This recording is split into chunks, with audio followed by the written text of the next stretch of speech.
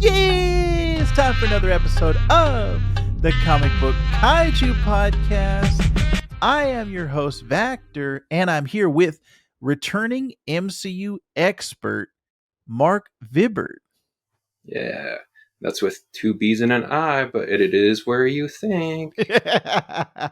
And as Mr. Vibbert just alluded to, we're going to be talking about She-Hulk, Attorney at Law, Episode 4. Is this not real magic? So that's going to be the entire episode. That's all we're going to talk about on the Comic Book Kaiju, the show where we love comics, and you should too. Also, want to say real quick before we get into our discussion, Mr. Vibbert can be found over at there's two different podcasts. We can find him at the Hold'em Maneuver or at Animation Fascination. So we will have plugs in our show notes, and you'll be able to check those out specifically. Hey, actually, as we record this, D23 is going on. So there's a ton of animation news. There's some Star Wars news. And, of course, Marvel news. Ooh-wee, that popcorn Thor. So definitely check out all of those podcasts, as well as our previous episodes of the Comic Book Kaiju. But let's get right into it. She-Hulk, Attorney at Law, Episode 4, MCU expert Vibbert with two B's. What did you think? I really enjoyed this episode. I think it had like a good range of like many different things going on with it. We got more Wong, or as he's affectionately called in this episode, Wongers. And I guess I'm also glad I didn't ever plan on watching The Sopranos too. I guess some people were getting upset about this for the same stuff that Wong got upset about with getting spoiled in that. But I liked him and his interactions in this. I liked a lot of the more like mystic art stuff we got in here too. And I liked some of the kind of funny stuff that ensued as like Jen was like going like trying out like dating apps and doing all that kind of stuff in this episode too.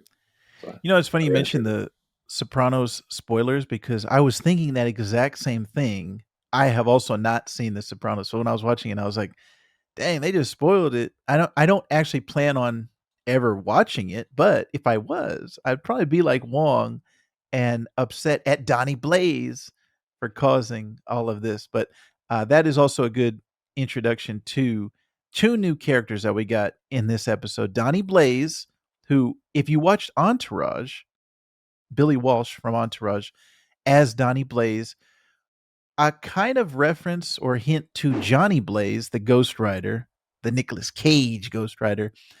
And then Madison. What is it? Two N's and a Y? Or, yeah. With a Y, but it's not where you think. Yeah. Both of those characters, I thought, were great additions to the cast, great comedic elements to it. And I think this episode was one of the funniest that we've gotten so far. Like I said, we're only on the 4th episode. We're almost I guess we're basically at the mid-season point, because there's 9 total. But I thought this one did a very good job of just keeping up that consistent tone that we've gotten from the first 3 episodes. And I was laughing from start to finish. So this actually might be my funniest episode that we've seen so far. And I also thought this one is doing kind of a much more, it's showing that the show is more episodic than necessarily serialized. Like there's elements to it being serialized, but it's way more episodic than I think we originally thought. But I'm okay with that. This is a good, like I've been saying it, I'll say it again, take a shot. Ally McBeal with superpowers. I think it's just continuing that consistent tone and keeping it up. I thought it was very interesting that did not find this out until later, but Cornelius P. Willows, the character that was that owned the Magic Castle and was the hype man for Donnie Blaze, he's actually the oldest actor in the MCU. 104-year-old Leon Lamar. So that is kind of crazy that he's that old. But my wife got a kick out of him. She was like cheering him on every time he appeared on screen. Every time he did something, she was like clapping. So that actor was great. But what do you think about these new characters that we got? Donnie Blaze and Madison. When Donnie Blaze was showing up on screen, I kept just thinking of Job on Oh Arrested yeah, Development, I did too. especially because of like the stuff with the pigeons and like the fire. He's like, but where did the kerosene come from?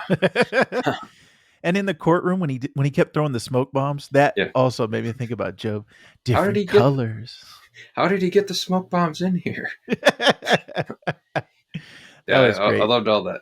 I thought he was funny, and I don't know if it was supposed to be an allusion to it. Allusion with an A, not with an I, but with like when Wong said that when he was like starting at Carmitage, that he had brought in his former frat brother Kai Man or Oh, something like uh-huh, that, uh-huh. and I was like, is that supposed to be like a reference to Caecilius, Mads Mikkelsen from Doctor Hmm. Strange? Yeah. I haven't heard anyone saying that. That very well could be. That I can see that definitely as just background reference and not necessarily putting a spotlight on it. Yeah, So yeah, uh, that would be interesting. and they have very little kind of security around like the sling rings. Right. So like if he like flunked out and he just still had that, Right. like Ned's got one still, I think, Yeah. or Doctor Strange may As have far as we taken that know. back. Yeah. But yeah, yeah, That was something my wife said to me too when she first saw Donnie Blaze pull it out. She's like, "Oh, anybody can have that. How did he get that?" And then they explain later in the episode. But yeah, for sure, the security at Comertage needs to be upped. If you're going to kick somebody out, you don't let them keep the sling ring. That'd be like keeping the magic cloak or something, the levitating cloak. So yeah, that was interesting. So yeah, we got some more Comertage stuff, more Wongers, and like she says in this episode when she breaks the fourth wall, he is like Twitter armor. Everybody loves Wong. I don't know anybody. I've never met anybody that did not like either Benedict Wong or Wong in general. So we are fans. I'm pretty sure, and I think everyone that is probably watching this or listening to this episode is a Wong fan. Maybe if you're not, leave us a comment down below. Let us know if you're watching on YouTube. But I thought that this episode, like I said, very interesting that the tone is staying the same. It's not jumping all over the place. And the dating stuff was really interesting of her as Jen versus her as She-Hulk. And it also just continued that theme of there's some scumbags out there. Like there's some really toxic masculinity that is out there, and dating in your 30s is probably not the greatest experience that you can have.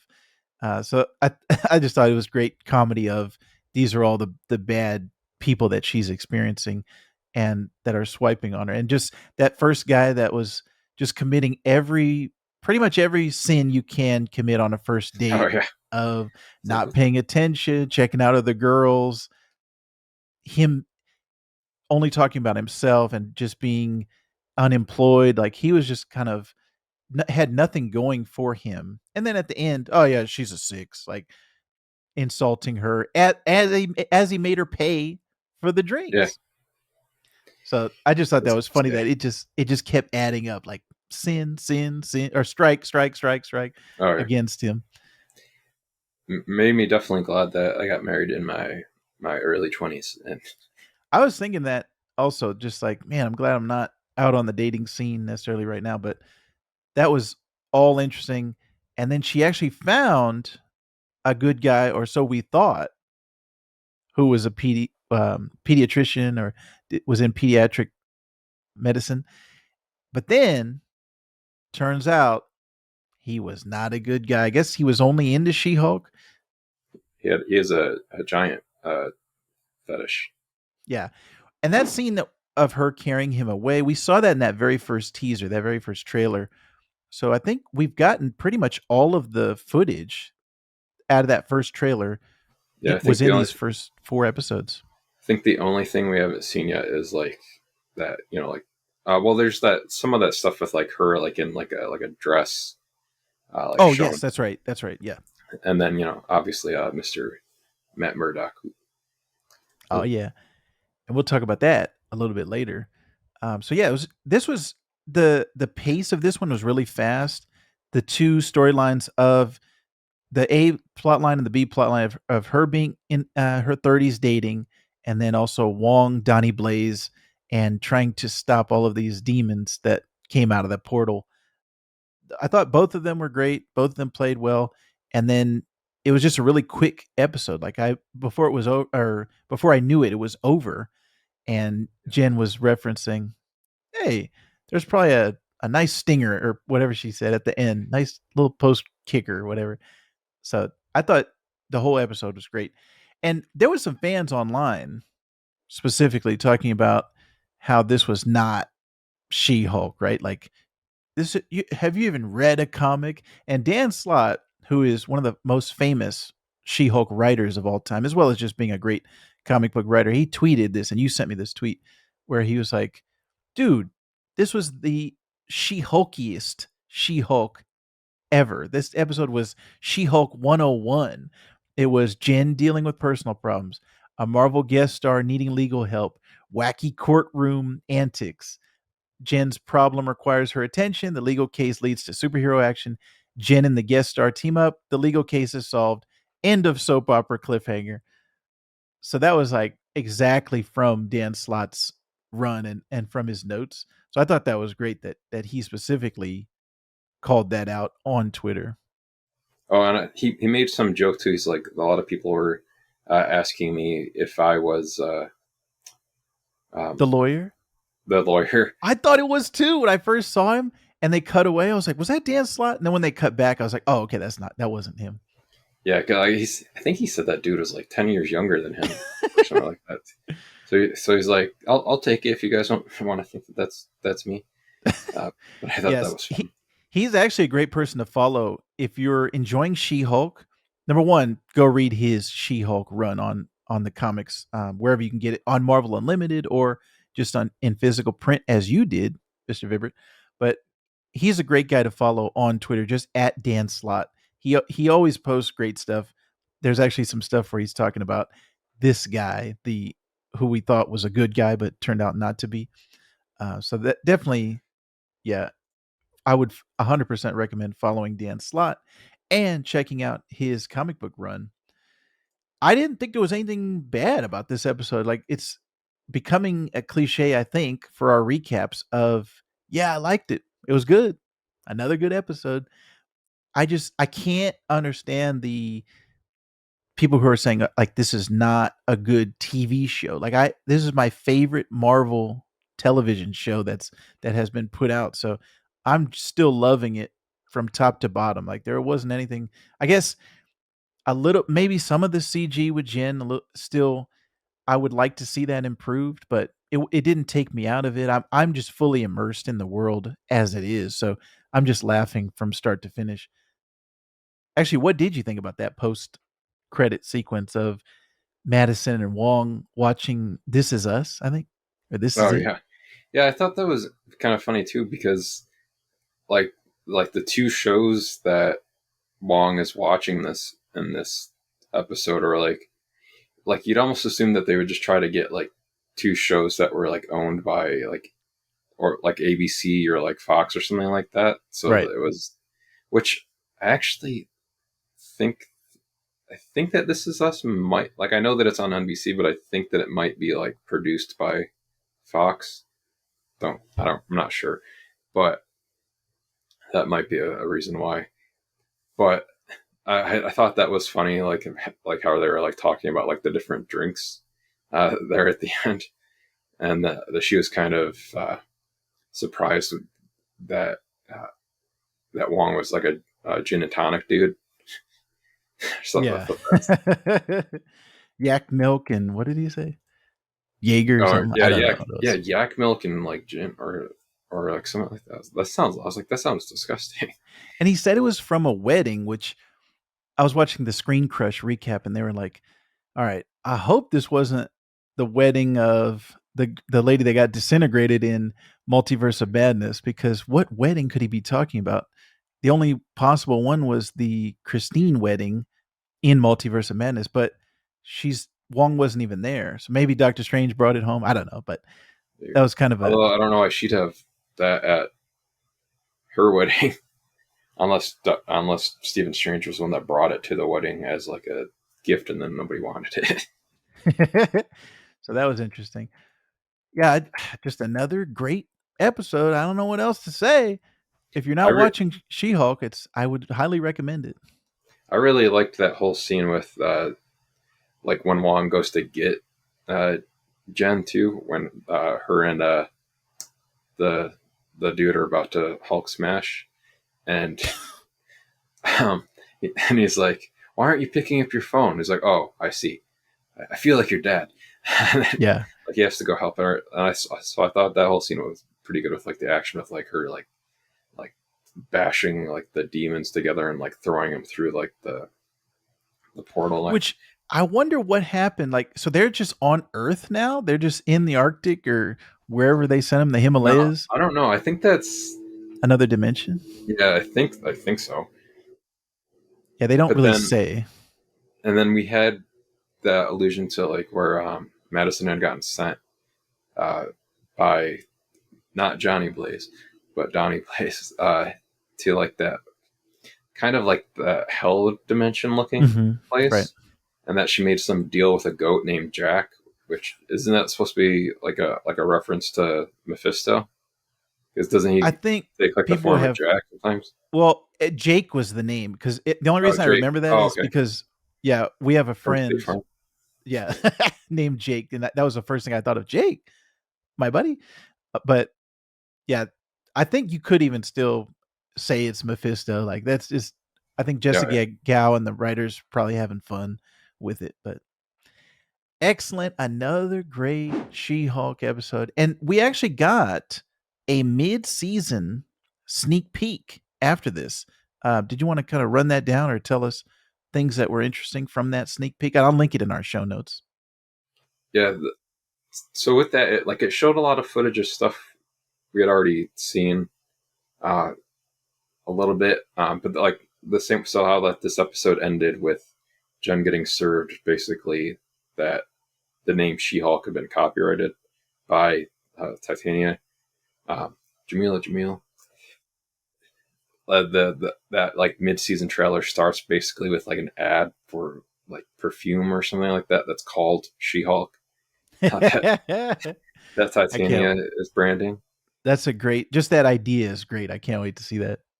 and like it starts with like Jen going and it was the other lawyer we saw in episode 3 for like the split second Right. where like Dennis said, "Oh, she's like future girlfriend." Jen's talking to her in the trailer and talking about like trying to get the name back, Right. and she's like, "You." Renee Elise Goldsberry is the actor who plays her, and I'm trying to look up the name, but yeah, she is actually from the comics also. Okay. And she's like, "You didn't think to trademark your pseudonym?" And she's like, "Well, did Doctor Strange or Thor have to do that?" She's like, "The two examples you just chose were people using their actual names." She's like, That was a great "Yeah." one. But there's like a little bit more in there too. Like I think we see a little bit more with like with Blonsky as Abomination. So it seems like he's not Oh really dang. following that order all that well. There's That'll some be more like great. action in there. Like she's got her what looks like her basically like suit on in lots of this too, and then we see more of this guy in there too. We actually see Charlie Cox as Matt Murdock in it because we saw him Ooh. as like the red and yellow Daredevil of some of like those teasers, but we see more of that. He talks with her a little bit about essentially like what he's doing, but without saying that's what he's doing to her. Where he's like, uh, Jen Walters can help people where the like where like the system is, or like where the law has failed them, or something like that, and Yeah. then She-Hulk can help them where the system has failed them. And I was like, hey, that's what you do. And then like there's some other shot like it cuts to where she's breaking the fourth wall and she's like, I think that's whatever episode he's in. I think it's going to be like the full episode is going to be like Matt Murdock and Daredevil with her. Oh, nice. Seemingly, because she like turns the camera. She's like, "This guy's really doing it for me." Nice. So maybe Matt Murdock and Jen Walters will end up together. Maybe that'll be her dating for the end of the season. Dang, I want to be mad at that. Both of them in the comics are frequent. They have a rotating panel of guests in their love life, so that would be interesting. The actor or the character I forgot is Mallory Book. That's the other lawyer that is going to be helping her out. But did you know? I did not know this. She was actually in Ally McBeal also. And she was in Hamilton. Oh yeah. Wasn't she Peggy? I believe so. Mary Lee Scolsbury, which I think she's a great actor. And on that Girls Five Eva show on Peacock, which is a great comedy also. If you're not watching Girls Five Eva, if you liked 30 Rock, it's right up your alley. Excellent. I think that's going to do it for this episode of the Comic Book Kaiju. Like I said, if you want to leave your thoughts, definitely give us leave us a comment down below on YouTube. Let us know what you're thinking about She-Hulk, and we will continue our coverage of She-Hulk Attorney at Law as it continues. Mr. Vibbert will continue discussing Star Wars on the Holdo Maneuver and animation on the Animation Fascination podcast. Definitely check those out. Was there anything coming up specifically that you got down the pipe on those?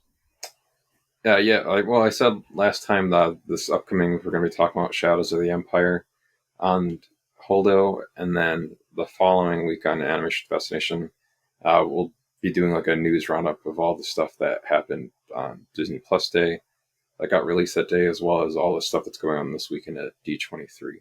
Yeah, because there's a whole bunch of Disney animation and Pixar stuff that got announced yesterday. So yes, and hopefully you're staying tuned to all of the Comic Book Kaiju social media accounts, whether it's Instagram, TikTok, or YouTube Shorts. I'm trying to put out as many reels as I can on all the D23 stuff. So that's happening right now as I record this. So as the episode is released, we will be covering all of that stuff on all of the CBK Pod accounts. Like I said, Instagram, TikTok, and then if you're watching on YouTube, you'll see my shorts here as well. Want to remind everybody, just to let you know, our book of the month for September is going to be Sandman Volume 1, Preludes and Nocturnes.